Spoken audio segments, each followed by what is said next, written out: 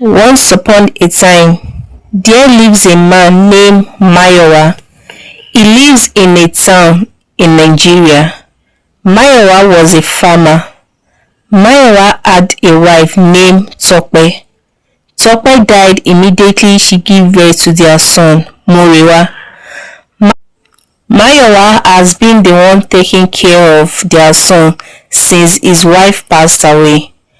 Mayowa has been doing farming work for the past 10 years.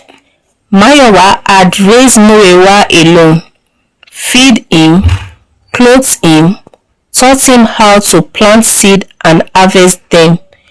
He never remarried, choosing instead to pour all his love and hope into his son, Morewa. When Morewa was young, he glued to his father like a glue. One day, I will take care of you, the boy will say. You will say, Father, you won't work anymore, and I will make you proud. Mayowa will smile and rub his hands through Morewa's hair. I am already proud of you, my son. Just grow up to be a good man. But time as it does, change many things. Morewa grew, so too is his anger for knowledge, for prestige, for more than what the village could offer. He was clever, unusually so. Mayowa, who had never been to school a day in his life, worked extra hours to pay for Morewa's education. He sold off his livestock and tools, then even a portion of his land, all to send his son Morewa to school in the city. The villager whispered, "He's sacrificing too much," but Mayowa only said, "He is my son, and I will do anything to make him happy. He's all I have. He deserves a better life." And so Morewa went to the city to study. When Morewa got to the city, he was in school doing well. He always sent letters to his father in the village.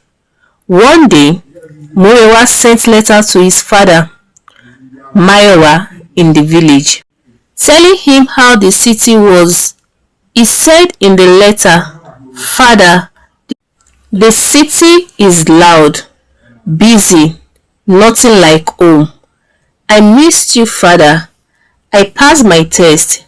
I am working part-time at a law firm. Things are going well. Don't worry about me, Father."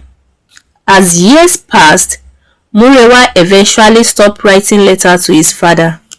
Mayowa was so worried about his son's whereabouts. Mayowa went to the city to look for his son.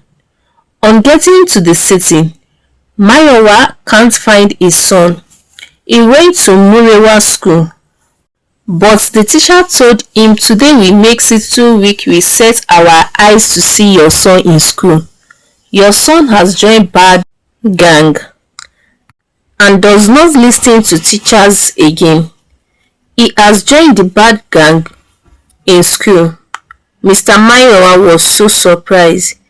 He told the teacher that if they help him to see him, they should send him back to the village. The teacher nodded. As years passed, Mayowa aged. His hands, once strong, shook as he tried to milk his last remaining goats. His back, once bent with work, now struggled even to lift a sack of millet. The farm, what little was left, was falling into disrepair, till no word from Morewa. Villagers visited less and less, unable to bear the sight of the old man, waiting by the road every evening, waiting for a son who never comes. One day, news arrived from a traveler who do pass through the city. Morewa, oh yes, he has done quite well. Own a fame now, rich and powerful, married a banker daughter. I hear he lives in a house with a marble floor and electric light. The old man smiled despite the ache in his chest. I knew he will make it, Mayowa said. I always knew. The traveler hesitated. He didn't mention you, sir. I don't think many people even know he is from this village. Years passed. Morewa, now a man of stature, success, and fine clothes, decided one day, perhaps out of guilt, perhaps boredom, to visit the village of his youth. He arrived in a black car that struck dead in the road and turned head. Children whispered, "Who is that?" An old woman looked surprised. "That is Morewa, Mayowa's son." Morewa found the old house barely standing. The roof is not looking good. The porch cracked under his polished shoe. He knocked. The door opened slowly. Mayowa stood there, thin as a scarecrow, eyes watering, face licked like old parchment.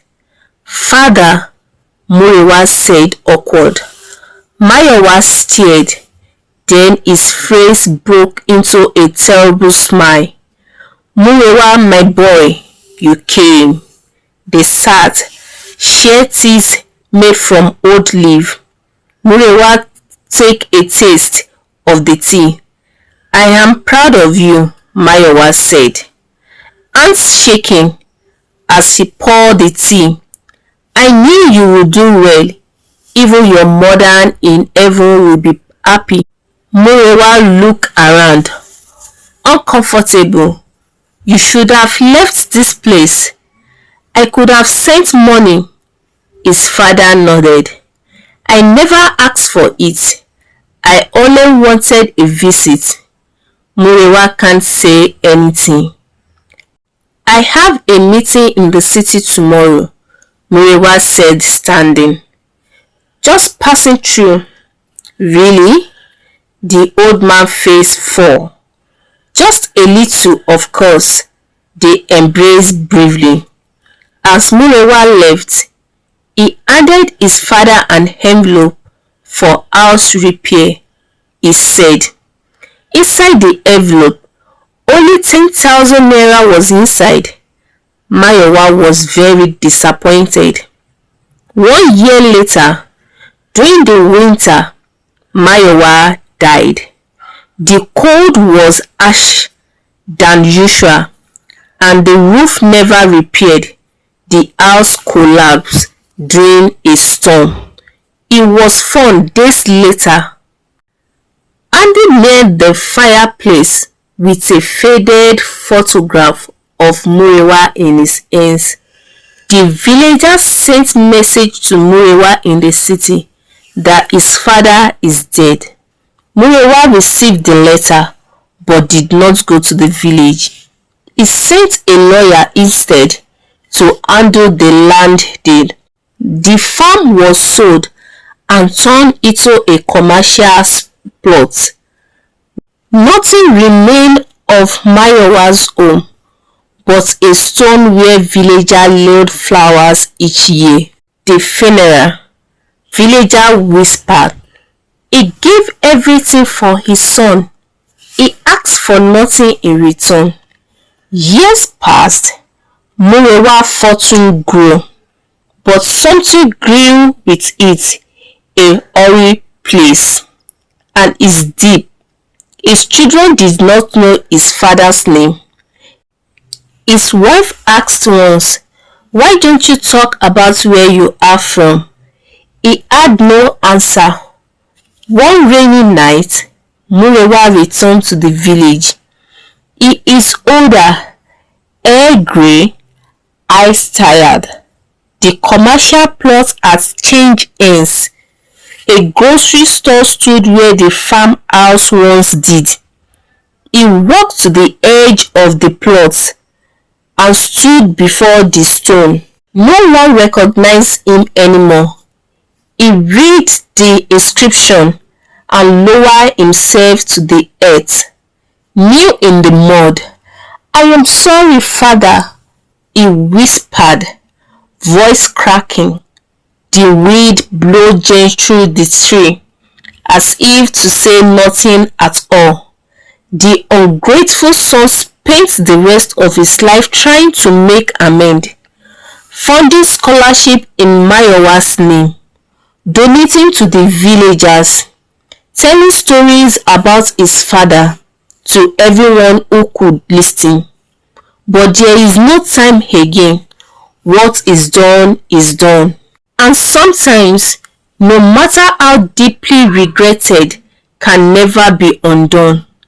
In the end, Morewa learned the hardest way, giving advice to children. We must be grateful to our parents, and we should not disobey them, because they send us to school, they pay our school fees and give us food, they buy us clothes and make us happy. They even take care of us when we are ill.